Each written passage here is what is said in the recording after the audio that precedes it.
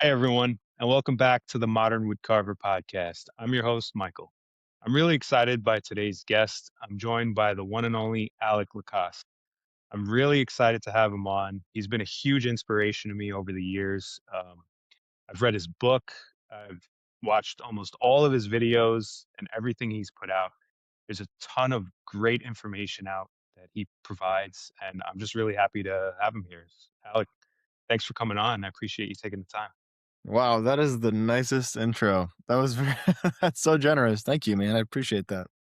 Yeah, I mean, your work, for people who don't know, your work is absolutely incredible. I love everything you do.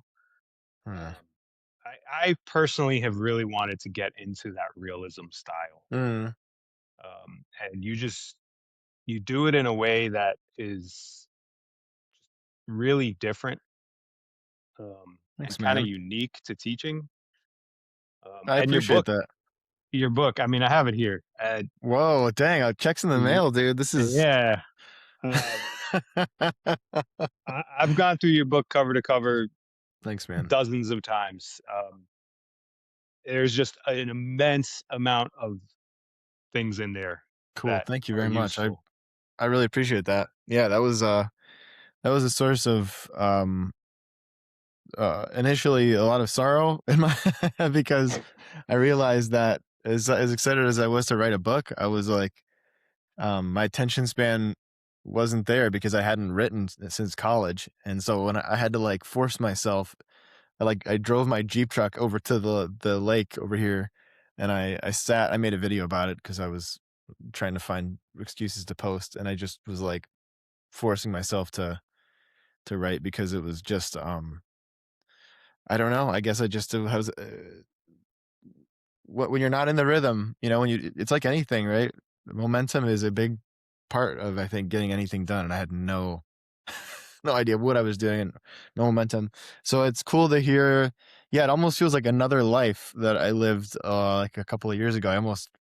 It's weird that yeah, alternate universe. So it's cool that you enjoyed it and that it's helping, some people out. That's super nice. Yeah, I mean, you clearly put a lot of thought and effort into it. Mhm. It's jam packed full of useful information. Thanks, man. I appreciate that.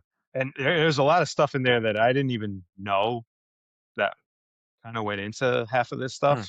Hmm. Hmm. Um, the proportions and the details and the from setups to the tools to the Mhm. sharpening. There's Mm. so much useful information. Thanks, man. I mean, and anyone reading it, whether you're into carving realism or not, like there's something for everyone in this book. Thanks, man. I have to credit, Kaylee, Schofield. She doesn't work there anymore, but she, at Fox Chapel, she was just like an angel to work with. She probably won't. I don't know if I don't know if she's in. I think she's working with another publisher now. If I'm allowed to disclose that, but so I think maybe woodcarving is still there or craft in some capacity. But she is so helpful, and she was just so. Uh, yeah, like I feel like indebted to her for like prompting a lot of things and helping me work through stuff, and so yeah, grateful for her. Yeah. I recently recorded an episode with David Young. He's David Young. yeah, he wrote a book called Whittlers on the Go. Okay. And he said producing a book was ridiculously challenging and overwhelming. Oh, yeah, for sure. He, I'm glad I'm not he's alone. yeah, he said it was most likely something he probably wouldn't do again. He's Oh, glad he wow. did it, but Wow. he said it was intense. So Mm. I imagine it was probably pretty intense for you too, Yeah. going into as much detail as you did. Thanks, man. Like, again, I think I just once I got, like I feel like maybe most of the way done with the book, I hit a rhythm, and I was like, "I can't wait. I gotta start another one before I lose it." Um, and I didn't, but yeah, it was honestly way harder than I thought it would be. So it took, like, a few months, out of my life. Like, my friends were just like, I'd talk to somebody and they'd be like, "Hey, what are you up to?" And they'd be like, "Ah, wait, never mind. You're working on the book." Right. enough about you. The so, yeah, that's all I did for some time. Really cool. Thanks, man. Um, I mean, for the people who don't know, I mean, I'm assuming majority of the wood carvers out there know who you are. You have a massive following. You're well known, well respected in the craft. Thanks, man. Um, for the people who don't know, I mean, you are a content creator. You're an author. You're a wood carver, a very talented wood carver. Thanks, man. Um, I, to me, you're an artist. Thanks. I would say not all wood carving is art. Hmm, You have more of that artistic background, I hmm, guess. I don't know if you were trained a little bit more on the artistic side, but hmm. like, where does that come from? Because Um, the way you approach carving is a lot different compared to other carvers, well, that's cool. um, and I can't really explain how. Hmm, It's just kind of like a feel watching your hmm. videos and hearing you talk about things. Um, Well, that's nice to hear. I just, sorry, I'm gonna, like, keep these half on because I can half hear myself. yeah, I, I don't know, I guess I guess it probably comes from I liked painting a lot when I was a kid, and I guess I wanted to be have you ever heard of Akiana? I think I'm saying her name right? The painter. She was this prodigy girl who was, like, featured all over the news, and I think she was on Oprah. I think that was her big break, but she was, like, I think 4 years old, and she was painting these portraits. This man came to her door who she thought was, like, from God, this person who looked like Jesus. Like, she thought he was, like, a perfect representation of what Jesus might have looked like, so she painted him, and it was the most, she's a prodigy. It was the most incredible, like, I remember my sister's boyfriend at the time being over, and he was kind of like, he was a guy who'd walk around barefoot and would, like, play guitar and, like, read Skeptic magazine. He was, like, very proud of being an atheist, and he wanted to talk about it, which is cool, and I liked him, and I remember him seeing this story, and, like, she was crediting her skill to God, like, that God gave her this gift of painting, and, I remember him being like, "Oh my gosh, like, maybe there's something to this because I don't think a 4-year-old, an earthly 4-year-old could do this," and so I don't know, for whatever reason, I felt like I could see everyone in the room hover back when we had the desktop computer, like, looking at this child's paintings, like, scrolling through her website and just being like, "Oh my how is this possible?" And then I remember, like, the day of, I, like, found a bunch of shoebox because we didn't have any, like, like, drawings. I don't know, I found some shoe boxes to paint on, and I was painting landscapes, and I was like, "I wanna be a painter." She inspired me, and so, because I always liked art.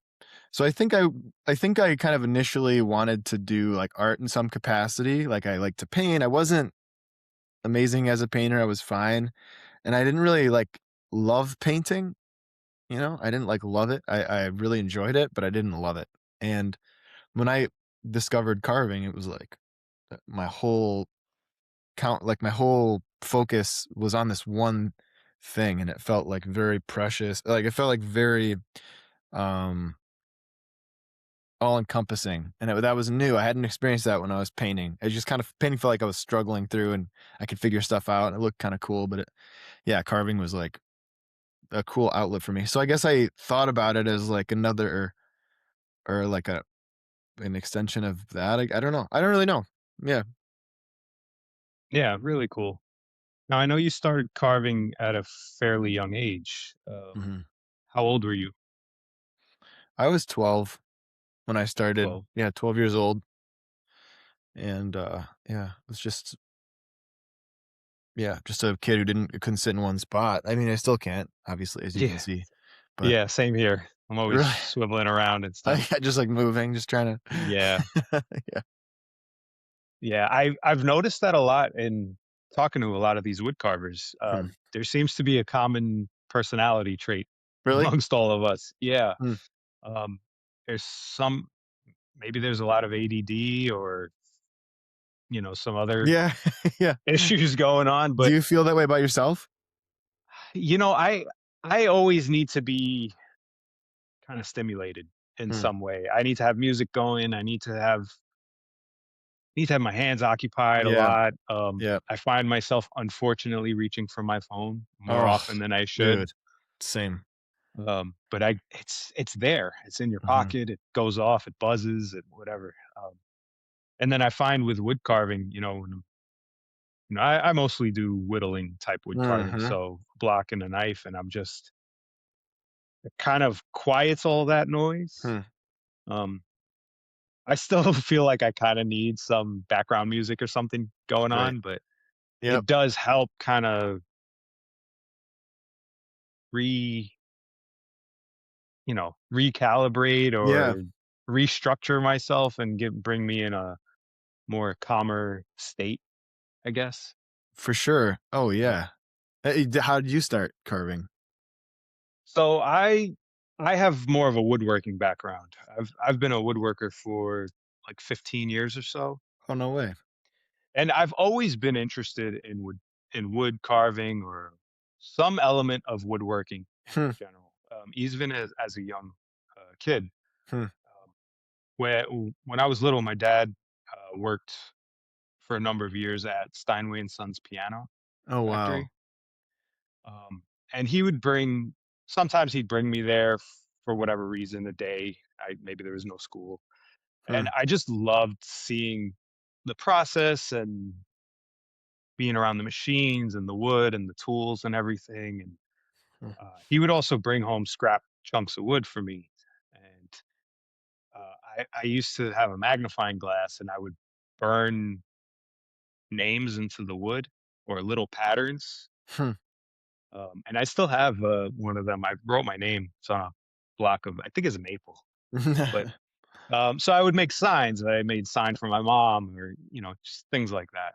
Hmm. Um, And then my brother when he was in college, he was an art major, and he had to take a bunch of artistic based classes, and Yeah. there was some lino block printing things, and he had no interest in doing that, so he would give me the block, and I would just sit there and carve his project for him. No kidding. So things like that. And then when I got into more of the woodworking aspect of it, I kinda just wanted to focus on that and do that as a career, and I landed myself in the picture frame world, as a picture frame maker. No So I way. did that for about 10 years, until COVID hit, but during that period of time, I was always interested in carving. I would pick it up. My knives were insanely dull. I didn't know how to Mhm. sharpen them Yeah, right. properly like many others. Yep. So I'd get discouraged. I'd put it down. I'd pick it up randomly. Um, I would watch the guys in the frame shop carve these elaborate frame details. I'd Mhm. stand there for 20, 30 minutes at a time, just kind of observing and learning things. Hmm. And then around the time when my daughter was born, about 7 years ago, um, I couldn't make noise. I couldn't run a table saw or Right. planer. She's sleeping. Um, and when I did have time available, it was late at night. So I have neighbors and I Mhm. can't do that stuff. So I just kind of took that as the opportunity to get my woodworking fix and Hmm. pick up the knife and a block and just carve away and Hmm. kind of just spiraled out of control from there. And I still do both. I do the woodworking and carving. A lot less woodworking these days, Hmm. but yeah, so that's How kind of cool. just Yeah. where it went. I have to you got me excited there when you brought up picture frames Yeah. because one of the things that stuck out to me, I went to remember I don't know if you saw Van Gogh, there was an exhibition that was going around the country if maybe last Mhm. year, 2 years ago? Gosh, time is weird for me. It could have been 5 years ago, I could be wrong, but I went with my wife, so I know it's less than 5 years ago, but they had I mean, of course, Van Gogh is really it's not a controversial opinion that Van Gogh is awesome. But one of the things that stuck out to me outside of his paintings was, the framing. And Mm. I don't know where what headspace I've been in when I'm at, galleries, but I've never really noticed the frames. Yeah. Um, but it's like, I just could not I have more pictures of frames than I do paintings, like, zooming in, and it just made me think, like, what an incredible art form that I don't know if people notice it, like, to the extent that Yeah, they so should. it's funny, so the frame shop I worked at, um, I'm in New York, and it's the oldest frame shop in New York. Wow. They're around, like, 125 years or something like that, Wow. and they specialized in antique frames and antique replicas. Wow. So, if you wanted the original, we would retrofit an original to your piece of art, Wow. or if you wanted, um a replica of the original, not pay that original price, we would custom make a replica for you. So I I've made frames for all these countless amazing world renowned artists Wow. over the years. Wow. Any famous artist you can think of, I most likely had my hands making a frame for them How at cool. some Do you point. still work there? I don't, no, but I'm still good friends with a lot of people that do work there, and I was gonna say, I would love to one day to visit that place. yeah, If no, that's the definitely. Yeah, if you're around, maybe one day If maybe I you're can bother you to take me there. absolutely, yeah. Yeah, I still pop in every once in a while. Cool. I know friends there and stuff. It's interesting. Hmm. But, yeah, so as you were saying, not many people notice the frames, and it's kind of funny because frames are somewhat designed in a way to they're supposed to complement the piece of art that's going in the frame without Right. overwhelming and taking away from the art. Yeah, yeah. So they're kind of designed by nature Mhm. to be somewhat underwhelming to the artwork, if that makes sense. Is that not the coolest like, do you have any more street creds as a carver than carving something that's, like, as freaking cool as you could imagine it being? And it but be by design, it's, like, kind of Hey, incognito that's amazing. Incognito, yeah, like, how cool is that? yeah, because the frame is supposed to complement the art as well as the art complementing the frame, but the main attraction is the artwork. Yep. Yep. Um, so most people tend to not appreciate the frame. Me, as a frame maker, I'm more impressed with the frames Dude, than the actual art. dude, that's how I felt. I was and genuinely was overwhelmed by Van Gogh's where I loved Van Gogh's paintings. Like there was my wife was kind of looking at it going like, why are these more impressive to you than some of the ones that are out there in the museum, the really beautiful like Renaissance? I'm like, it's not that it's more impressive, it's just different. And but that said, the frames were all I could look at. I mean, I was just like blown away by I I mean, I couldn't even imagine the amount of time put into these frames. I've said it before. I worked in this shop in a modern shop, right? Where you have table saws, shaper machines, power tools, and we got these antique frames on our table that we have to alter some way. So we can see the back and we can see the insides and how it was built and everything. Hmm. And I'm like, how did these guys 200 years ago Mm. make and some of these frames are massive. Hmm. They have a 10-inch, 12-inch Wow. wide profile to Wow. them. These Dutch frames, they have these Wow. rippling effects and these steps and these Ugh. sweeps to them. And it's just absurd how Mm. they got these decorative elements on them. A lot of them were cast in some way. Oh, really? Yeah, that Yeah, makes sense. they use something called compo. It's like it's almost like a chalky casting plaster material Okay, yeah, back in the day. like a plaster based or what is it called? A hydrocal or I don't know. Yeah, there's something Huh. like that. For more of the like the reeded looking things that would be impossible to carve or would take 1,000 Ah. years. Okay, so what would you say if you're obviously you wouldn't know specifically our museum, but you go to like the Detroit Institute of Art, or you go to like I don't know a famous museum. Do you like what percentage of those are wood and what percentage do you think are cast? Like roughly, like half or So I'm gonna say all of them are wood, and then okay. there's certain elements within that frame that are most Oh, likely cast. no kidding. Yeah. So So they're like if you carbon clay. yeah, not even. They're just they probably carve like a 6 to 12-inch piece of it, and then they cast that over and over and over and wrap it around the frame. Wow. Wow. Uh, but like when you're seeing these corner details where there's a flower or an eagle or some kind of weird decorative element, leaves, acanthus leaves, and stuff like that, Organic stuff. Yeah. that's all carved. I mean, Wow. maybe if there's a specific restoration of a frame, uh, instead of it being carved, maybe they would cast it so it had the same exact look. Hmm. Because someone, another carver is going to have a different hand. It might look different or To off. totally. So it's easier and faster to cast it. But what they ended up casting it um, in is, the epoxy putty Yep. comes in like a Tootsie Roll, and you just cut it, and they would cast it with that stuff these Really? days. How funny is that? Wow. So were there carvers working at this place that you doing some Yeah, carving as well? Okay. yeah. The finishers and carvers. Everyone was kind of a mixed bag. They did Okay. 20 different things, but Wow. these guys were fast. Oh man, they'd carve a frame in an hour, and with all these elaborate, crazy details. Wow.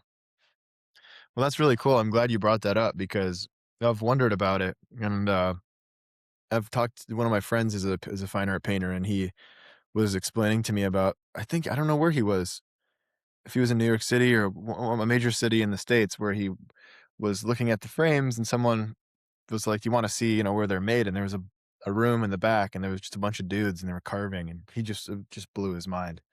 Yeah, And I have ever since I've been like, I want to see that. I want to go there. That's yeah, cool. yeah. It is a really interesting thing to see because a lot of these pieces you see in the museum, you're 10 feet away from it, behind a rope or Yep. glass, and you can't see it or touch it or Mhm. smell it. And Mhm. you know, being in that environment, up close and personal, I So would cool. see the artwork without frames, the Wow. back of it, Mhm. the insides of the frames. And back then was kind of different because they didn't have all the resources we do now. So Hmm. everything was handmade Hmm. back then. Mhm. So if they used nails, they made their own nails out of Wow. whatever iron or scrap metal they had, and Yeah. they were all these square cut Yeah. nails, and Yeah. they were all, some were 3 inches, some were an inch, so whatever they had lying around, they would Wow. use. That's cool.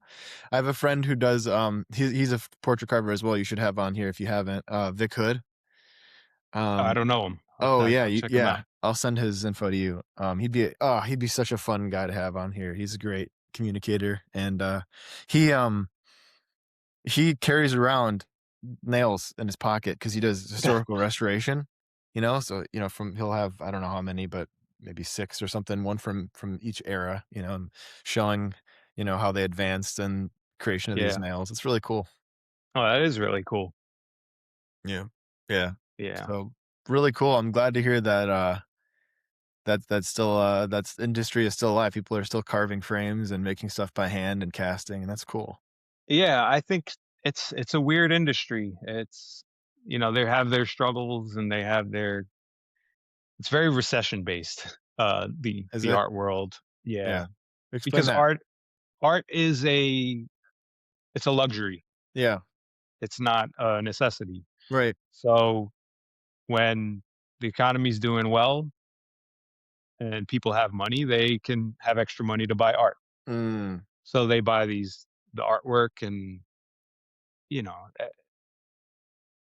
not to get too like political or anything, but the art world is very um weird. Yeah. um they Yeah. they Right. these elitist types that buy art use art as mainly for an Hmm, investment purposes. hmm. I've heard stories where they'll buy art from particular artists, um, buy out the entire collection, specifically put it in storage for up to 10 to 20 years Wow, to never see the light of day, that's sad. to have the artist's name become exclusive and die out. No. And they'll say, okay, the lost artwork of so and so Mm, that is hasn't been seen in 10 years. And what they'll do is after 10 or 20 years, a resurgence will happen. mm, And they'll say, okay, oh, the long lost so and so has now been found, and it's now up for sale at auction. mhm, Um, and they'll put it up for auction. And I've heard it go even further where they'll put the entire collection up for auction, but there will only really be about 4 or 5 pieces out of the entire 30-piece collection that will be up for grabs. really? It'll look like all 30 are up for grabs, but only about 5 or 6 will actually be sold. Hmm, So they'll fake the sales on some of them. Not hmm. fake it, but they'll mark it saying Yeah, sold, no where the kidding. original owner keeps it. They'll sell the 5 at an enormous profit. Then they'll put the remaining 20 back into storage for another 5 years. Wow. And then the value will go up and they'll resell it. And there's a lot of like weird ins and outs. Yeah, A I've lot of wondered lot of about that. shadiness. Yeah, Yeah. I don't that's interesting to hear. I don't know how true a lot of this is. These are things I've heard over the Oh, years. it sounds that sounds right, doesn't it, though? Doesn't that check out? It does. I mean, how many artists have we seen come and go? Like they blew up and then they disappear, Mhm, and you can't mhm. find their work, and then all of a sudden here they are again, and it does make sense to some degree. Mhm, Again, I don't know. It could be all speculation, rumors, things like that, but right. who knows? No, but yeah, it's interesting to hear from somebody who's I mean, you do have kind of a unique you have a unique perspective too working in that industry or in that, art form of seeing and hearing about these people and dealing with the artist, and that's, uh that's a unique experience. Yeah, and the art world is it's kind of like the wood carving world. It's very small. Hmm, Especially here in New York, all the frame shops know each other. hmm, They've heard of the names. hmm. You know someone who's bounced around between company Okay. to company. An art Yep, handler worked here, works there. yep. Framer works here, works there. Mhm. So you kind of get to know a lot of these Hmm, same people and faces and stuff, hmm. or you've heard of the names. Yep. So it's kind of cool. That is really cool. Yeah. Yeah. So you carve mostly now, you said? I carve more than I build things, yeah, That's these awesome. days. And because I've been doing all these interviews, I've been talking to so many talented people, way more talented than I could ever be. And it's really been inspiring for Hmm. me to broaden my horizons and try new things. And um, I've been a big fan of Doug. Like, who hasn't? Right. I've followed tons of his videos. I've carved dozens and dozens of his little gnomes and characters and stuff. So that's kind of like where I leaned for Hmm. a long time. And then I've been talking to a lot of these character carvers, and I've been kind of branching out and doing character style carvings. I've tried, I love the realism, and I followed your videos, Oh, and nice, dude. there's Wow, that is yeah. a spitting image of Hagrid. Yeah, well, it was from one of your YouTube videos That's that you awesome. did. And actually, I married the 2. It was your video carving this guy and one of Doug's videos on how to paint layers, That like is what a layered good painting. idea. It looks very that's a nice carve, dude. Nicely done. You should be Yeah, very so proud of that.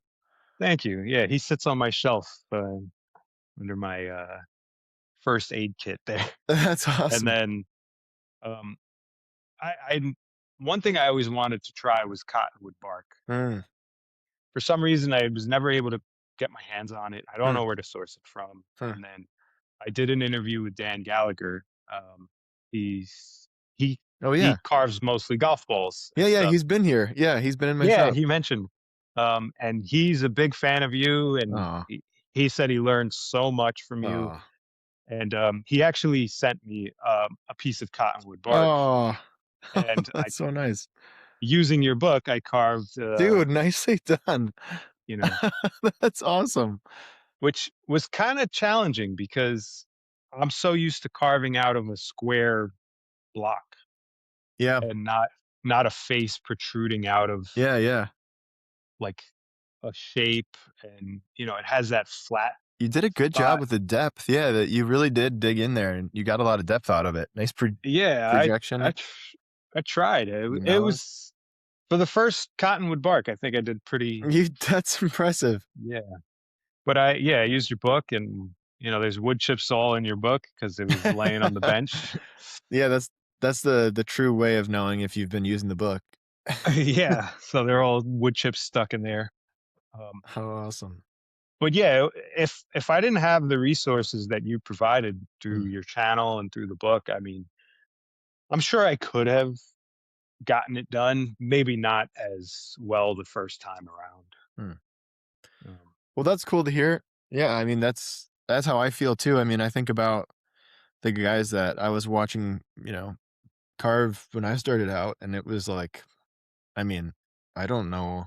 I definitely wouldn't be in the where I wouldn't they're my heroes, and I didn't have the skills. If it weren't for them, I wouldn't have known how to start or what the tools were, so I'm super grateful for YouTube, honestly, because pretty much I was there at the kinda early on when YouTube was not as popular or big of a thing, and there were a lot of people on there who, not a lot of people, but a few people on there who were making content, like Gene Messer and Ron Adamson, and Ian Norbury was on there a little bit, not as much, but, those guys were really super, generous with their, content and information, so yeah, they definitely made some really great content, and yeah, I'm thankful for a lot of them as well because right? you know, uh, for many years I've watched YouTube, and even before I was carving, just as a woodworker, I was always interested, and I Yeah, watched their videos,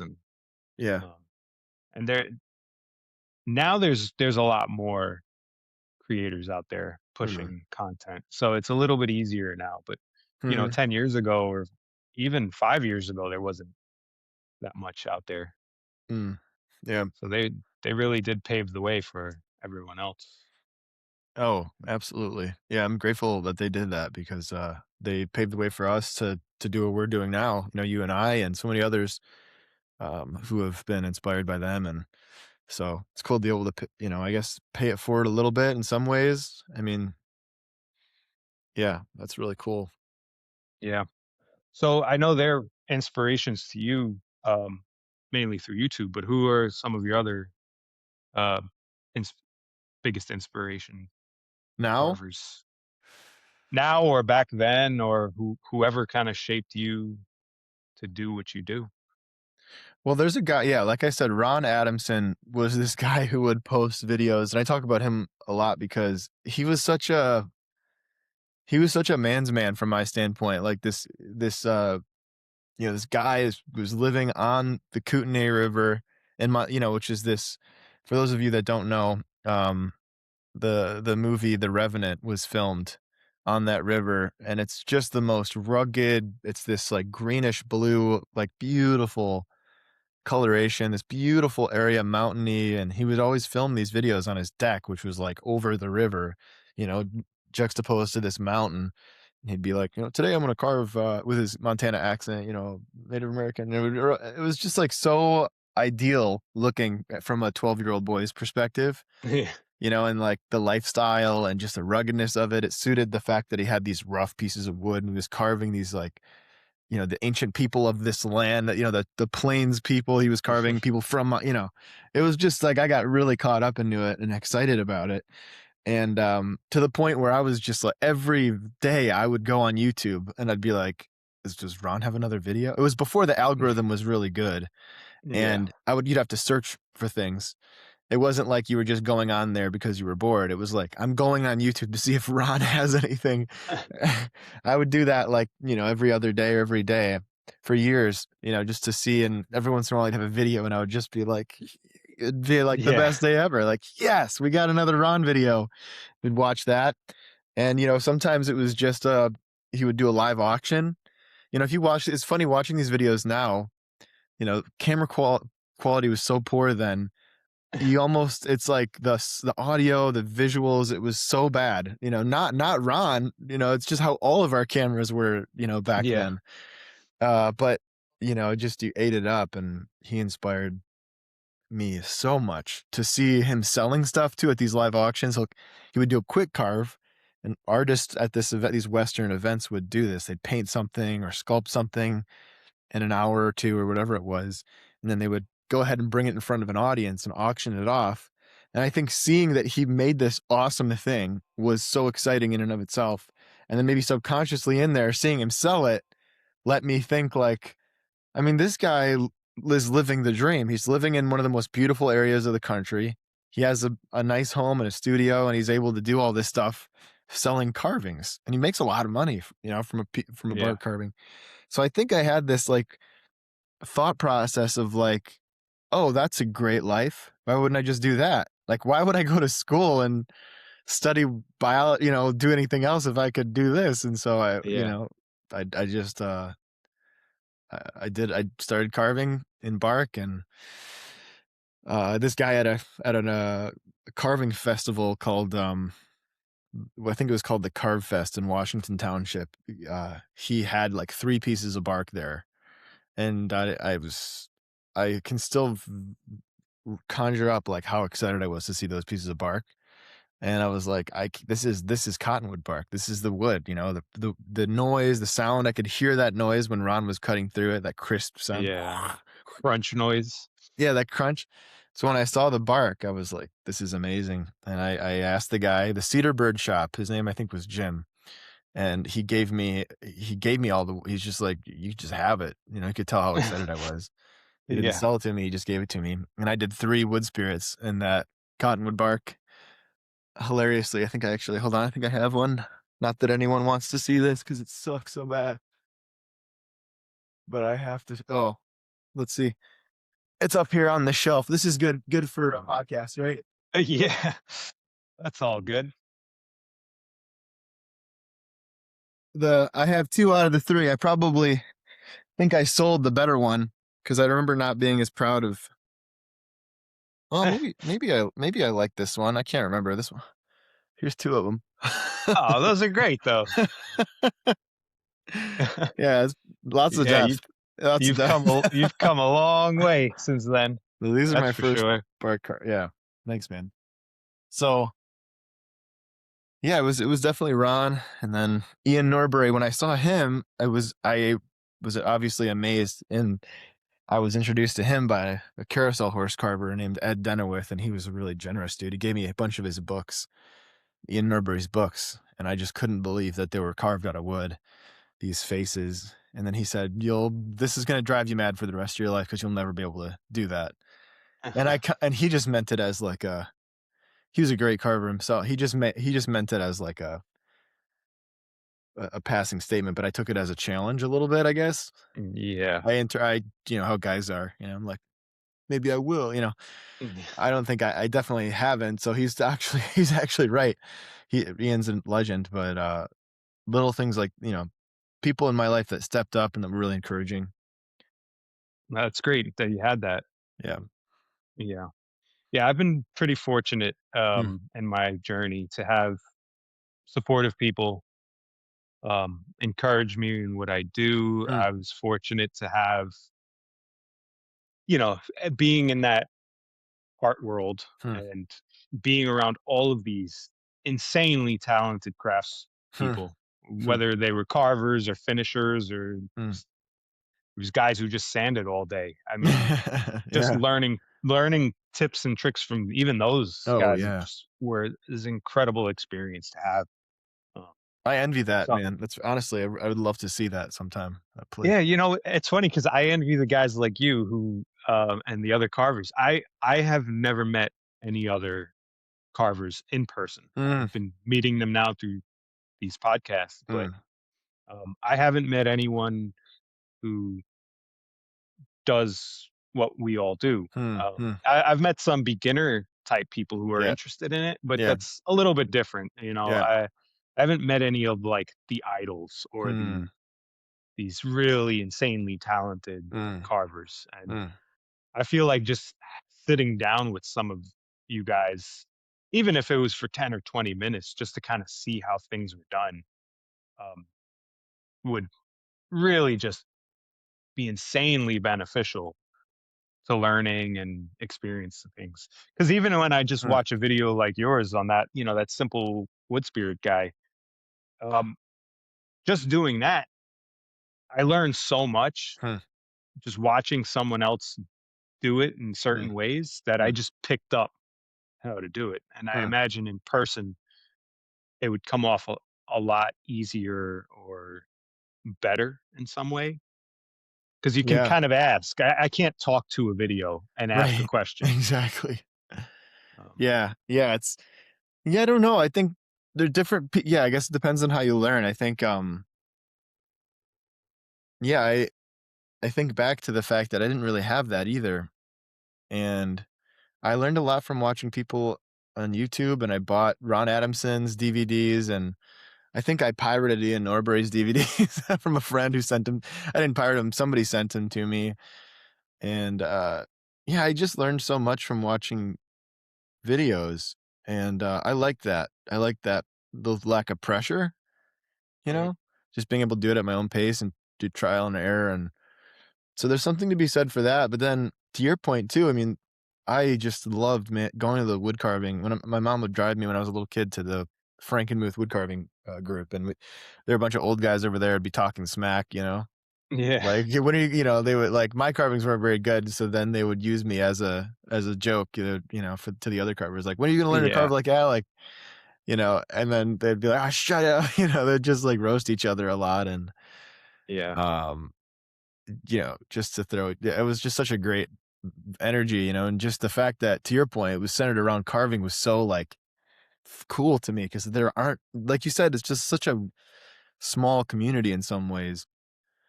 Uh, it's cool to be in a community of people that are doing it.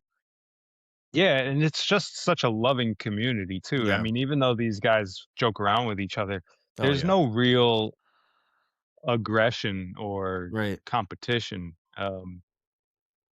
It's there pretty there's chill. there's There's some, healthy but it's competition. yeah, There's some, but yeah. um there's a Ye lot of like willing to share and learn and exactly. try it this way, use that knife, Mhm. use this technique, and Yeah, everyone just wants to help each other out, which that's exactly right. is very refreshing. Oh, yeah, and you compare that to a lot of other realms, I'm sure it's, like, one of the more wholesome categories of, whatever you wanna call it, craft or art or whatever, and so, yeah, I'm grateful for that. I do have a skewed perspective on how people are because I've just been raised up in this community of carvers, and it's been really cool. Yeah. Now you also have a bit of a skewed perspective as well because you're a content creator. Hmm. And I'm sure I there's have a a screw loose, I think, but yeah. There has to be a lot of good and bad that comes with that. mm. Um, yeah, you're like I said, you're very well known. You have a big following. I'm sure you get a lot of praise, but I'm also sure you get a lot of hate. Um, Yeah. and I'm kind of curious how you kind of navigate that. Um, Yeah. both aspects of it because too much of each thing can be a bad thing, I guess. Hmm.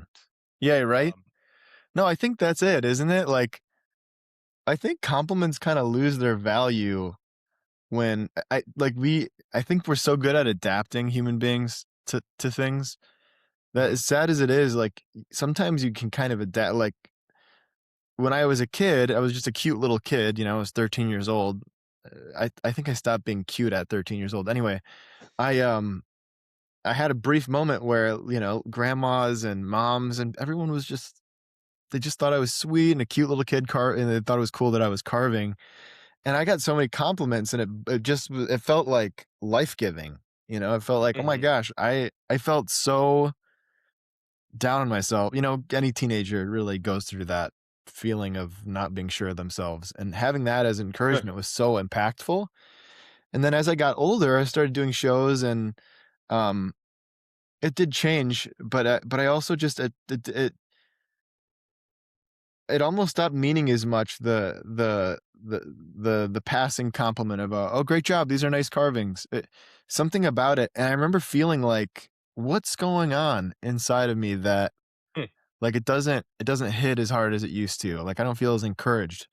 And I think what I was craving were some of the experiences that I had later on, where people that I looked up to would really not sometimes kinda rip me a new one, like, tear me apart.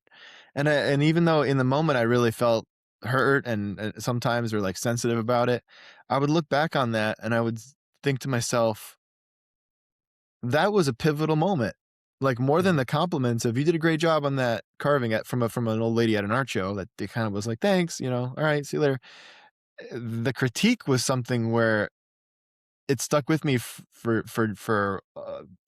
days and weeks and months and years, and it actually fueled me to wanna be better, not just be comfortable with where I was at, good enough. Yeah. So I think when I get a critique online, I'm a human being. I read it and I get annoyed because usually it's petty. Sometimes Hmm. it's not though, and like, so I kind of remind myself, what if this person's right? They probably there's a chance they're hitting on something that's really gonna help you. Like somebody the other day said, um, something about to the effect of, when are you gonna really get inside the darkest spots of your brain and make something from that? Because I see you have a theme, you do these starts and I read it and I was like, what if I don't wanna make dark art? And I typed out a response, and then I deleted it and I was like, maybe you're right. Thanks for the input. Hmm. Because I want to encourage that. Like, I know art is about self-expression in some ways, I think, but for me too, art is also about like growing and representing the things that matter to you. Hmm. And sometimes people can help you communicate more clearly. So I try to take I try to not let it be like identity stealing or like shaking, and just read some of the critiques. Like yesterday, someone was like in a video I made about hair. They were like, "You did it wrong, all wrong, too many straight lines." And I just read it and I went, "He's right." I was so busy chatting, I my lines got straight and I did the thing I said not to do. Yeah. So instead of just getting like defensive, I'll just say, "Oh, sorry." Yeah, Yeah. who Yeah. ca- That's who cares? it's interesting. Um, yeah, I think there's a lot to be said in critiques. If it's coming from a place where it can make you better, Right. I think it can be looked as positive because But even if everyone wants to learn and grow. But I guess even if it isn't, I guess that's my point is like sometimes Malcolm Gladwell wrote a book about that. He wrote a book saying that the people that you need to listen to. I don't remember what book it was. I have 3 of his books, and it was either Blink or uh, what is the other one? I can't remember the names of the books. But he was talking about the people that we don't want to listen to are often the people who we ought to listen to. The people who don't have enough guys to shield their true thoughts about you, who probably don't have a lot of friends, who probably aren't socially integrated, who are probably they might not even have good intentions. Mhm. Sometimes those are the only people who are willing to tell you the truth. Mm. And not everything they say is true, and the heart posture might be wrong. Heart posture, that's a term, that's a funny term, but the posture of the might not be for your betterment, but you can still find value in it. And to me, I try not to base what the value of what someone says on what I think about them, because something is either true or it isn't to me. And so I think almost anyone has something to offer, an enemy, especially because they might hate your guts so much they're willing to say the thing that everyone else isn't willing to say to you. Very true. So yeah, so I think people oftentimes close themselves off to taking critique from people because they can see the intentions of that person aren't good. Yeah. Yeah, that makes a lot of sense. And I think it's important, like, as a creator that you're putting yourself out there, I think it's okay to cherry pick what pieces of critique and advice Yeah, and apply it to yourself. yeah, I mean, there's times when you'll see something where there's nothing constructive about it. exactly, And exactly. like, hey, I can just throw this one away and Yep, not all the use time, constantly. not put any thought into it. And I'm sure you get that a Oh, lot as well as all many the time. others. Yeah, Um, weekly. and it's funny because I was talking to uh, it was Blake Lunsford who Hmm. mentioned it, Hmm. and he said there'll be times when people will say what they're going to say. They're going to throw some hate at you, and um, he said it's usually coming from people who are either jealous of the fact that you're doing something Hmm. that they themselves aren't taking the time and effort to do. Mm. Mm. And it made a lot of sense. And um, you know, I I'm doing these shows Hmm. and I'm talking to everybody and I'm taking these little bits of nuggets of advice from Mm. every single person.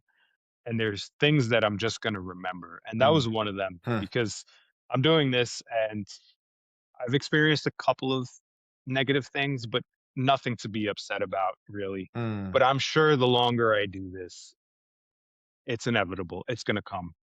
Hmm.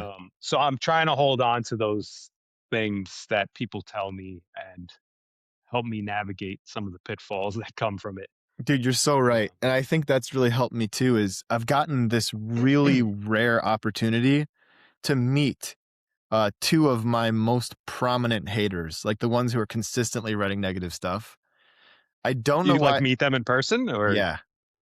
oh wow. Yeah, and I don't know how it happened. I don't know why anyone would introduce themselves to me knowing that they've been writing like mostly negative stuff on my page, You know what? I give them credit. I feel like right? most people are keyboard warriors and don't Exactly. have the balls to do that. But Yeah, and so I think that I almost think of it as like a blessing that or just a real yeah, just a really cool gift in a way that I got to meet a couple of these people because one of them was a man who was writing he was like joined I don't know, but without getting too much into it, um he was just trying to say I was just about a lot of, I don't know, a lot of negative stuff about like this guy talking about how you should wear a glove and not wearing a glove or and then he got into my school forum without actually being a member, lying saying he was a member, and then he would just post all this negative stuff about me wow. and and then I was at a carving event this called the Detroit Metro Carving show, and I was walking around and this guy went up to me and he was sweating and he said he wanted to introduce himself, and we went on for a while. And then after a while, he said, "Well, I wasn't going to say this, but he told me his handle on YouTube." And I was Hmm. like, "Oh my gosh, wow, it's nice to meet you." And he had this. He didn't outright apologize. I don't remember, but he just kind of told me his tales of woe. And man, he had the worst time of it. He was losing. He had a disease where his body was eating his muscles, and he was on Mhm. horrible medication that wrecked him. He was constantly in severe pain. And you hear this story, and it's like the cliche of what you'd expect someone who's just kind of in a bad mood generally, Sure. who's not able to get the momentum that they want to. Like he feels like he loves carving, but he can't do it because of his health. And then I met another guy who was also kind of writing snarky stuff on pretty much every video I did or live stream. and I met him and he introduced himself, and it was a mystery Oh, of weird. yeah, I was at an art show and he just had really nice things to say. Like, you just kinda get the sense of like, yeah, if these people met you in person, they might be jerks to your face, but probably wouldn't. They'd probably just be glad to meet you. They seemed really glad to meet me and really nice people, who were just really struggling. So to Blake's point, yeah, those people I think are they're just like they're just struggling, I think.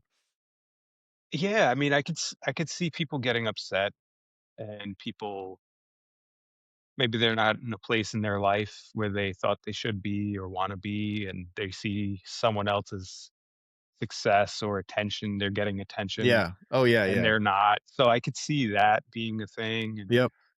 but I don't know. I mean, maybe it's my own personality. I've never had it in me to just write negative stuff No. online. No.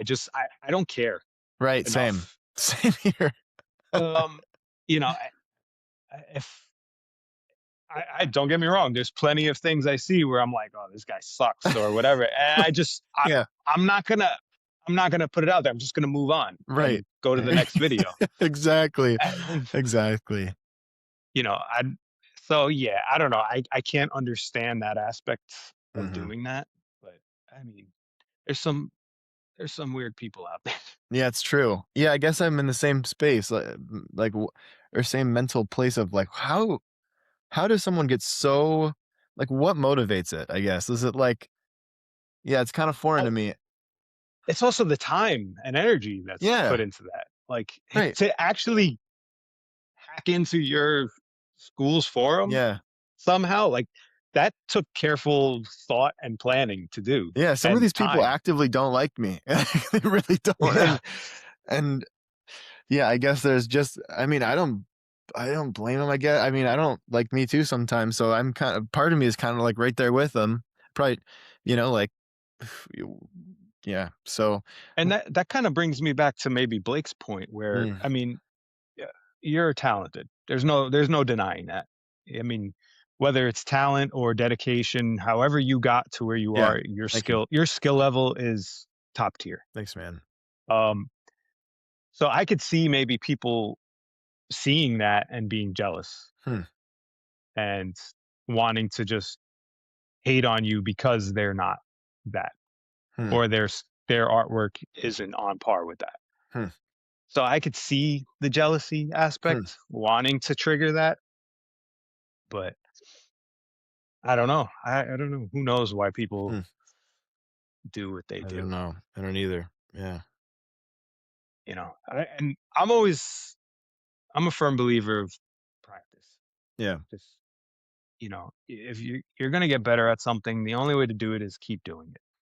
Mm, And the speed will come, the efficiency will come, yeah. the skill will come. Like I get a lot of these comments from they're usually from non-carvers. They say, "Wow, you're so talented," and I appreciate it. You know, it's a nice compliment. Um, and then I'll get comments from beginners saying, "Oh, wow, that's really cool. I wish I could do that." I'm like, Mm, "Well, yeah. you can. I Yeah. mean, you're 2 months into it, and I'm 7 years deep. You know, I spent hours and hours and hours getting to where I am. I started just where you started." Yeah. And I remember at the time in the beginning, I looked to guys thinking the same thing. Yeah. So, but it just takes the time and the will, the wantingness to Yeah. improve yourself. Yeah. No, for sure. Yeah, and I think, for me, I was like the lesser talented of my, brother. My brother and I have a sister as well, and I mean, all 3 of them, I was the least talented artistically of the 3 of them. And my sister just had a natural knack. She could just draw caricatures and people, and my brother could do real, naturalism or realism, whatever you wanna call it. He could draw stuff in the room, and he had really precise, s s sturdy like, steady hand, and, I was the one that struggled, and I wasn't very good. I mean, I just wasn't that good at art, and probably why sometimes when as a kid, maybe when those old ladies were giving me compliments, maybe it didn't hit after a while because I stopped believing them, or I don't know, I just felt like I didn't really like I didn't think what I was doing was that great really, and it's because I knew that, um I mean, I think there was, like, a lot of self-doubt, but also, just a realization of, like, I'm not that good at this. Like, I everything I have to kinda work for because, I mean, I see what happens when I don't practice, if I take a month off of carving for something, I'm away or whatever, and I get back to it, it's like, "Oof, Yeah. this is not just, like, a gift that I have, this is, like, a skill that I've honed," and I think coming at it from not feeling as naturally gifted as some people, it's helped me to realize like I gotta keep up with it, maintain it. Yeah.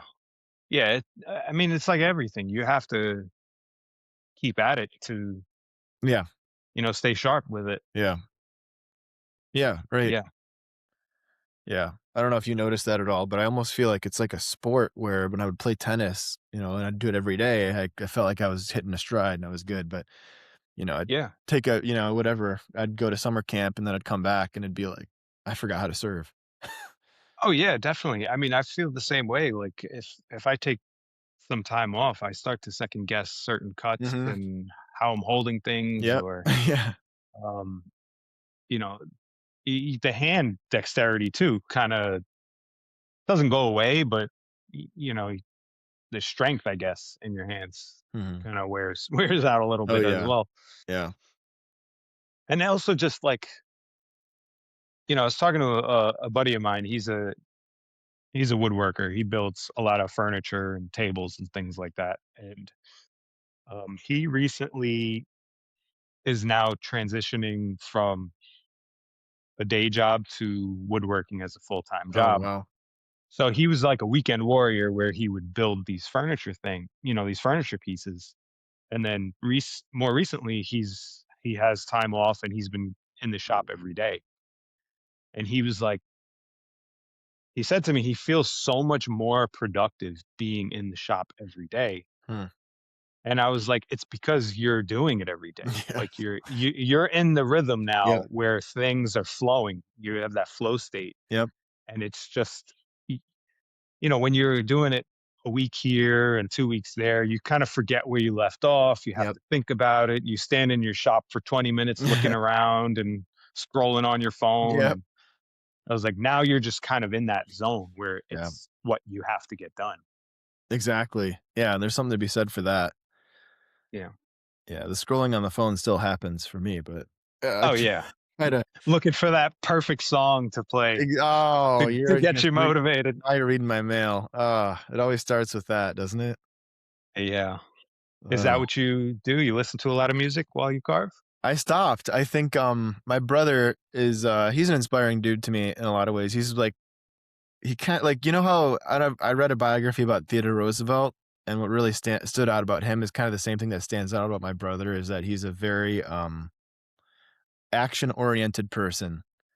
Like, who cares what you're saying? Like, what are you doing kind of a person? Mm. And, you need those people in your life because, especially as a chatty Cathy myself, a jabberjaw man, it's nice to be reminded like what matters is, yeah, communication is really important in the words that you say, but what you do is equally or more important with your life. And so my brother kind of taught me a lot about work ethic. And yeah, I forget where I was going with that. We were talking about uh r- Music in the yeah. shop. Yeah, I remember. Okay, yeah. So I was talking to him about things about whether he listens to music when he's working, because he's like a absolute beast of a productive person, like the most productive person I know.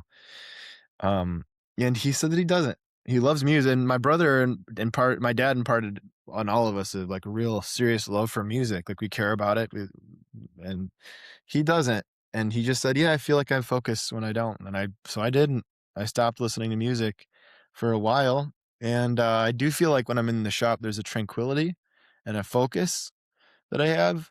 I still put music on sometimes, but I try to just let like the carving keep me interested. And the mantra, the thing that I keep telling myself is like, if I'm getting bored with this carving, it's probably because I'm not making the carving interesting enough. Mhm. Like, make it more interesting. Yeah. I don't know. It doesn't always work. I'm not saying it's like foolproof, but Yeah. That makes sense though. I'm trying Yeah. that. I'm trying that. But I do I've love music. I've found myself at times carving without music or background Yeah. noise, and I'll get in that state where I'm really focused on it. Yep. I mean, I'm thinking of all whatever I'm thinking about, Yeah. and then it'll pop into my head like, okay, you should put something on Yeah. now, like it's silent, For and sure. but I'm in that state where I just okay, one more cut, and I'll keep going, and then I won't turn anything on. Yep. Um, so it's kind of funny how like you just kind of lock in Yeah, that's the like that goal, at right? That's times. you're just trying to trick yourself into locking in. So Yeah. that's the idea about not putting the music on. But my whole life, I would say carving has been like an excuse to listen to music. Uh, I love music while I'm carving. Yeah, so Yeah, me too. yeah. I mean, gotta have something going on a little bit. I think it's so nice to have music. I mean, yeah, I think it just adds to the experience in a lot of ways. But yeah, I'll let you know how this experiment runs, if I'm more productive or not. Yeah, So far, carving in silence. yeah, it's not, yeah, Solitude of carving. yep, So, a couple more things before I guess we wrap it up. I don't wanna eat too much of your time, but yeah, no, no, I'm now enjoying it. you you do one thing that many people dream of doing is selling your artwork and Oh, living off of being an artist. mm, Um, now is that is challenging, and I think a lot of people envy that. I mean, I'm sure there's a lot that goes into it. yeah, You're working constantly. How has that been for you? Is that something you would say is achievable for people to do? Is it a mm, challenging thing? Is it, you got lucky? yeah, oh yeah, Like, for sure. is that Mostly that. I'm realizing the older I get, it's mostly that, you know, yeah. and but I say that, and at the same time, I feel like I don't want people to think that they can't do it because I feel like I'm lucky. They can. I think, um, I think just me personally with my skill sets, the fact that I've been able to make a living, I feel lucky. Um, but I think for me, I look back at this pivotal. Speaking of critiques, we talked about earlier, like people offering a critique that was really helpful. I was doing this. I got contracted to do 240 carvings for a guy, and they were going to sell these carvings through various. They were going to try to find avenues. It was kind of like a new business idea they had, and they had a lot of money. So Mhm, they bought basically my year up. I was in my early 20s, and I was still kind of questioning everything. I was in college. I was trying to figure out, do I want to be a carver full time? Do I want to, buy out, like, do I want to do, physical therapy? Do I want to do teach art, teaching, whatever? And, and this contract came through and it was kind of like validating in a way. So I was trying to make these carvings while I was 17, it was 17 credit hours in school, over full time. And I was trying to crank out stuff as fast as I could. And it was really about like just checking the box of getting the carvings done. And then I yeah, got called by the largest, international carving competition in the States at the time. Now it's not, but to do this event. And they wanted to feature me in this gallery in this international competition and have like a wine and cheese thing. And so I was like kind of mortified because the only carvings I had was right in the middle of this contract were these mhm, what you'd call I forget the term, but like essentially carvings that I was churning out as quickly as I could, right? Like production art, there's the term. So I was like, well, I guess I'll just bring what I have. And I brought all the production carvings that I had and I hung them up on the walls of this beautiful gallery next to these paintings that were like mind blowing. And it just made me so sad to see all these. half half arse carvings. And I remember giving this talk and giving a demo, and the owner of the gallery, who's kind of a hero person to a lot of people and an amazing painter, uh, had the largest running gallery showing in the Smithsonian. Just an amazingly accomplished artist, and she went down, looked at my art, and she had her smock on. She was had paint all over her. She had obviously been working upstairs, and she was like, in the middle of my demo, she just started looking at it, and she said, um, I think she said some nice things. I can't remember because I was overshadowed by all the things that she said after that. Mhm. She said, you really have to pay attention. Have you been paying attention to the anatomy? Have you been learning like the structures of the face? Because your foreheads, they just kind of seem to go up. There's no turn. And if you notice, Mm. the noses on your faces, they're flat. You don't have volume or form. And she was going through in front of some of my heroes like Fred Cogilo, and there's Vic Hood and all these, Rick Harney. These are some of these are the premier carvers in the US, at least many of them, instructors at this event, and then a lot of people who were just visiting to carve. And she went on for about an hour or 45 minutes, something like that. People came up to me afterwards and said that bitch, essentially. Um, and I just remember being like, "No, no, no, no." Like, that was that was good, like, Yeah. a lot of what she was saying was true. This is production art. And she told me at the end of that talking to, she said, like, I explained my excuse. This is production art. I had to make 240 in a year and all this stuff. She's like, I really think you could use this as an opportunity to explore. They're not putting constraints on what you can make. Why not make things that you would never think of making for a customer because you don't have to worry about selling it now? It was just a little Very true. reframe, just a little Yeah. reframe. In other words, like, why don't you grow as a performer instead of like use this as an opportunity to make money? And that had a big impact on the way that I thought about my business. Cause at that time I was listening to a lot of business stuff. I was really into like trying to figure out how to make a living with carving.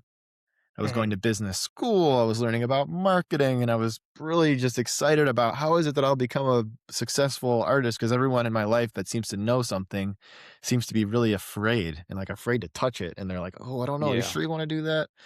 Yeah. And so I got to a point where I met Rose and I realized she's doing it, and she seems to care a lot more about the art than she does the money. And it's not that I forgot about money because we have to eat, we have to live. There's a lot of expenses in life. I still care about business. Obviously, I do, but I think I learned from that the only way this works is if you have a certain respect for the thing that you're making, Sure. and the sort of, you can't really you're not gonna fool anyone, really. You can fool a few people, I guess, but, Yeah. um, when I realized, like, I had to go back to becoming a student, into like learning about carving again and learn about anatomy and learn, all the stuff that I thought I knew pretty well. Like the Dunning-Kruger effect. You think you know stuff that you don't know because you Yeah. don't know a lot. So the more I start to learn, the more I'm like, I feel like just a total novice about a lot of things. I still feel that way. There's so many things I wish I was better at.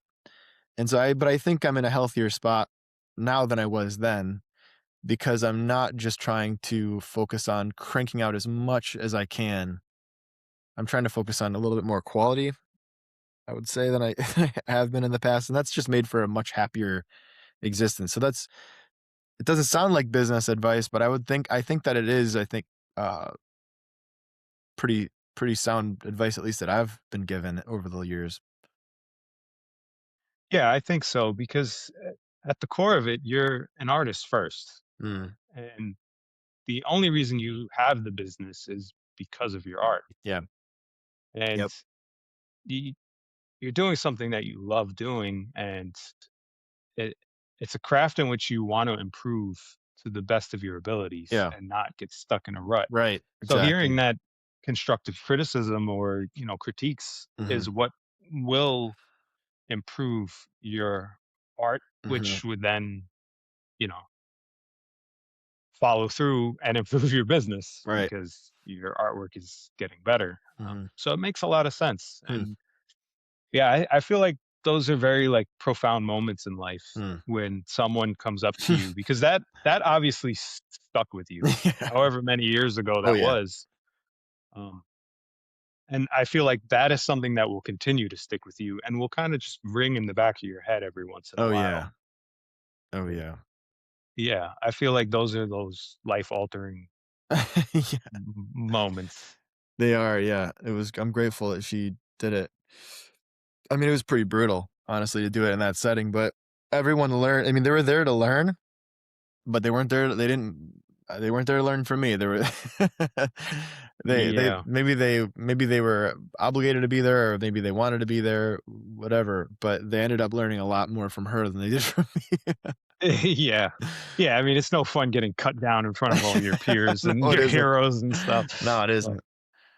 like, "You suck." No. Yeah, oh, no, I mean, it was everything but that. I mean, I made it sound a little tamer than it actually Oh, was. okay. Yeah. And it wasn't that she was mean-spirited, she was just kinda like, "Dude, what are you doing? Like, you have this opportunity." It makes a lot of sense, though. You Yeah. do have that Yep. opportunity. Might as well. Yeah. Yeah. Yeah. Could have done it behind closed doors a little Exactly. bit, Would but I have preferred that? Maybe. But would I you remember know, it as much? Maybe not. pull you off to the side. Yeah. Yeah. But who knows? Maybe that is what really catapulted you into being the success that you are. I don't know. So, I don't know, but maybe if she didn't do that, you wouldn't be here. honestly, I don't know. Yeah, I don't know. It was one of those moments in life where I was really just unsure about everything, so yeah, it could have gone anyway, really. It could have gone anyway, and she was complimentary, and she I think she really did at least she kind of made me feel like she saw something, like I wasn't it wasn't that I was a loser and I was untalented. Yeah. She wanted better for me, and I felt that, and I appreciated that. Yeah, it sounds like it. Yeah. Like she saw the potential Yeah. there and what you were lacking and how to fix it. Yeah, I hope that's what it was. I like to think that anyway. Yeah, keep a good thought. Yeah. Yeah. Yeah. So, That's funny. yeah, so I don't know, I mean, I don't know if that fully answers your question about business. There's more to it than that. I mean, uh, for sure. I mean, but at its core, like you said, the product, if what you're offering is the art, the better you can make your product, that's the best business move you can make. I mean, really. Yeah, And sure, yeah, I mean, there's people listening to this going, yeah, but there's so many artists who are really talented that don't make a living doing art. it's very true. And it is very true. Um, and I used to meet people who were so, so, so much more talented than I was. And I would think, oh man, they're not doing well. But then I would find out later that they were actually doing well. And so I almost feel like the people that are doing well, that are really talented, they're not as flashy about it. Mm, And they're not YouTubers, you know. yeah, Some of them are. No, if I mean, there's a lot of really some of them, and that's the beautiful thing when you see the ones that really are. That's beautiful to see that they're sharing their talent and stuff. yeah, Um, but some of them are just quiet people, and they're not shouting about their success. And so, I truly believe that that if you're a really good artist, that it makes your life a lot easier as far as business is concerned. Even if you have just a little inkling, or really you can hand that off to someone. Like for me, a big help was looking through everything that I do in a given, you know, week or a year as a business person, say a whole year, and breaking it down by category and going like, okay, do I like it and am I good at it? And if I both like it and am good at it, I'll continue doing it. But if there's mm, something that I do in my work that I both don't like and am also not good at, why on earth would I be doing that? Why would I be yeah, why would I yeah. You're spend just making yourself miserable. I'm not good at it. So number 1, Yeah, it's not like I'm adding anything to it that someone else can't add to it. And I'm not there's nothing of value in that as a business person of being bad at something and also not enjoying it. So that's the stuff that I started handing off a little bit, incrementally, like I hire someone who's better at editing and then, um, which, I edit my YouTube stuff, but there's not a lot to edit there. But as far as the school is concerned, and then with admin, like I hired someone to help me with emails. And it seems like if it wasn't for my wife, I wouldn't have done it because it feels like an unneeded expense. Like, why shouldn't I just do it? I can do it. I have the time. But it just Yeah. it just made it made me focus on the things that were important, the carving. So I guess that's Yeah. some business advice too is looking at the things, and not everyone's going to be ready to do that right away. I mean, that it takes a little time to generate some revenue to where you can hire someone, but it can just be for a couple hours a week, really. I mean, it doesn't have, you just find someone who just maybe a mom or somebody who just wants a little extra work and they can help you. And Yeah. that keeps you Makes sense. accountable. Keeps you accountable to your job. And sometimes the hardest part, at least for me, was feeling like I just felt like I was alone and who cares, you know? Yeah. There's like an apathy. And then when you have somebody that you've hired, even if just for a few hours a week, you feel like you have some accountability to them, Yeah, that makes a lot of which is sense. helpful. You're someone who's relying on you a little bit. Yeah. And yeah. It makes sense too because we all have different things that we're good at, Uh-huh. and we can't be good at everything. I Yeah. mean, as a business owner or Yeah. content creators or whatever, like Yeah. you can't juggle everything No. and be good at it. No. And there's things that like you hate doing, but you have to do it because it comes with the Yeah. territory, Yep. and you're taking time away from what you're actually good at, Right. what you actually enjoy to do something you hate. Exactly. Yeah. Like so it makes sense Yeah. to want to do that. And if you have the means, why not? Simplifies your life and makes things easier. And Yep. Yeah, and it doesn't have to be expensive. You don't spend a lot of I mean, you can, like I said, it can be literally you can just find someone at your local, like, whatever, your family member or church. I don't know if I recommend family, but but, yeah, I don't know, meet someone at church or someone at the gym. I don't know, just hire someone. You hire someone for a yeah, couple hours a week, someone that someone's mom, who has a little bit of free time, but not a lot. They want a little admin yeah, gig.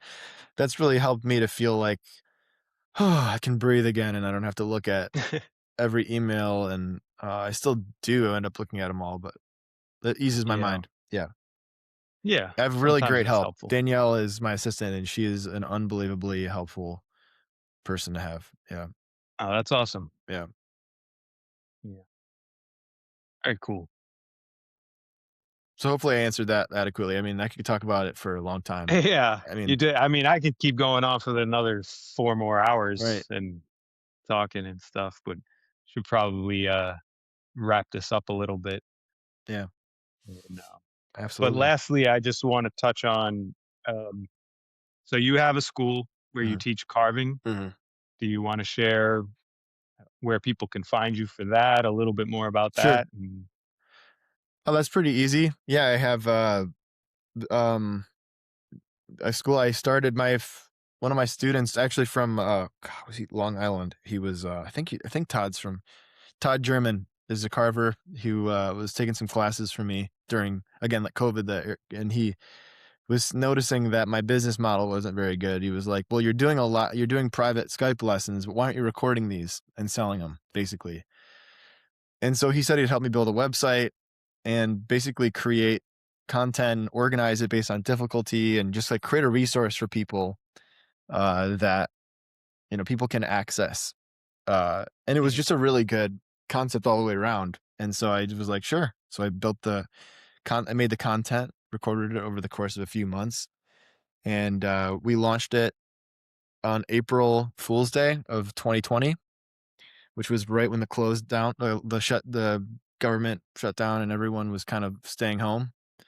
okay. Uh, Not the government, you know what I'm trying to say, the stay at home Yeah. thing. I don't know.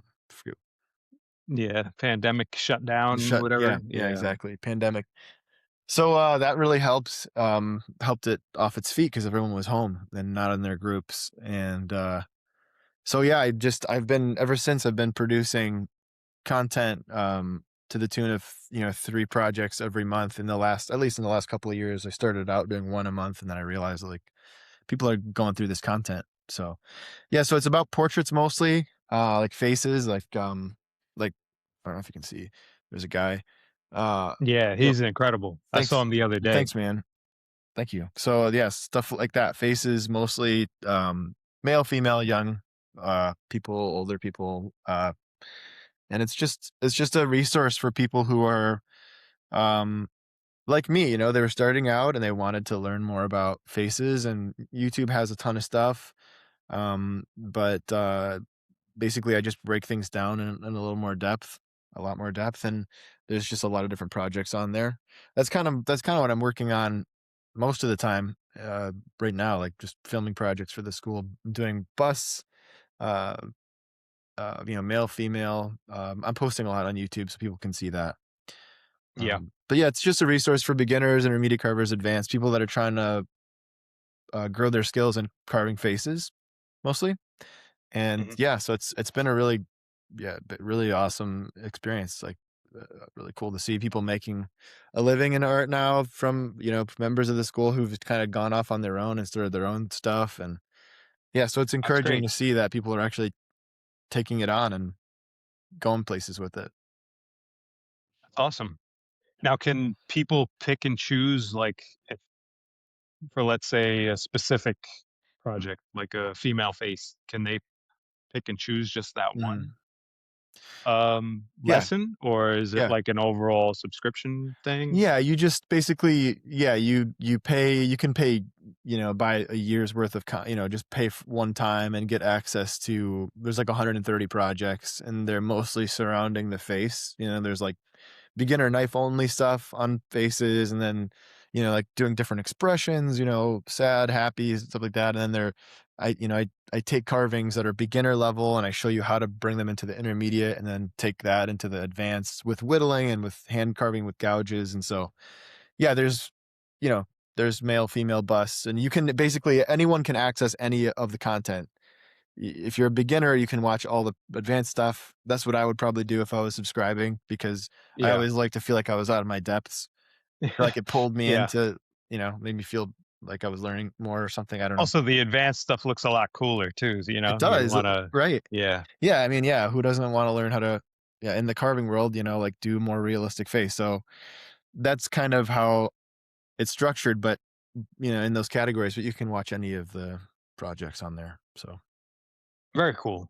yeah. Yeah, I personally, I wanna really dive into the female, uh, Hmm. face and figure a little bit more, because everything I've carved up to date are these gnarly looking wood spirits and gnomes, beards, and, Yeah. you know, uh, We have a it higher but with tolerance for old dudes, right? yeah, I mean, you can hide Variation. behind a beard, Yeah. mistake. Yeah, I mean, Half I the do. face is covered up. I do. Yeah, me too. So, but yeah, I really wanna try and get into that female aspect, and I'm definitely gonna check out the site. I have before in the past, Cool.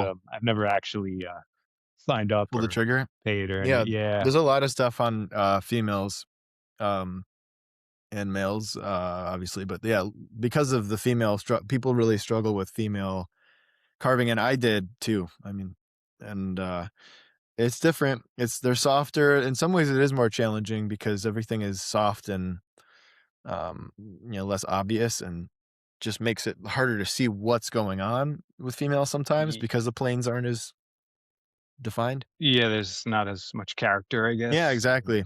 Yeah, but also, mhm. the other thing I always thought was because you know, they're beautiful, Oh, yeah, that's true. like, it is a f they have a specific look to them Yes, that, if you get a feature wrong, they look ugly, exactly. and, Yeah, it looks off and weird, and, you know, that's what you're trying to achieve, is that beauty form of it. Whereas you're carving a wooden spirit, like, the more grotesque they are, the cooler. cooler it Yeah, looks. Yeah. exactly. Yeah.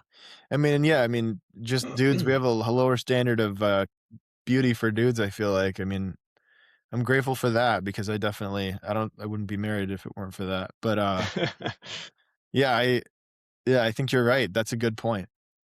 I like that. Yeah, there is just like, yeah, less room for error in a female because we kinda have like a standard of beauty for women that we hold them to that's kind of different, which is I don't know if it's kind of weird that we do that, um but yeah, women I like mean, they're so soft. Everything's softer. yeah, even in art throughout the years in general, you look at like all those old marble sculptures of women, they're Mm, all flawlessly done, mhm, you know, and not commenting on body size or anything because mm, there's various, yeah, they have more voluptuous looking women and they have slender women, and yep, but they all have that feature of beauty to yeah, them, true, that flawless, beautiful yep, characteristic of them, these very nice flowy mhm, poses. yeah, Um, yeah, so that's what you're trying to achieve, yeah, and it's a hard thing to do, uh, because there's no room for error. absolutely, yeah. Yeah, it's true, and so, yeah, f fa with female faces are a little trickier. Those videos can be a little longer for that reason too, like, I have one, mm, uh, portrait female, project that's an advanced one. I don't have it here, but it was, like, I don't know, 6 hours long. It's a long project. It's Wow. a long video, but there's just a lot to talk about, and, takes a while to do. Yeah, I bet. Yeah, so, No, that's really cool. yeah. Thanks, man. Yeah, I appreciate the opportunity to do this, and, No, I mean, appreciation's all here. I mean, it's amazing that you were able to take the time out and do this. I'm greatly appreciative. no, I really genuinely enjoyed meeting you and hearing about your carving experience, and it's just really cool to learn, yeah, about you and what you're up to here and doing on the podcast, but also your background is really neat. So thanks Oh, for thank sharing you. that. Yeah, no, thanks for all of that. And I look forward to having you back on and learning more and Absolutely. Yeah, I'm down. more conversations.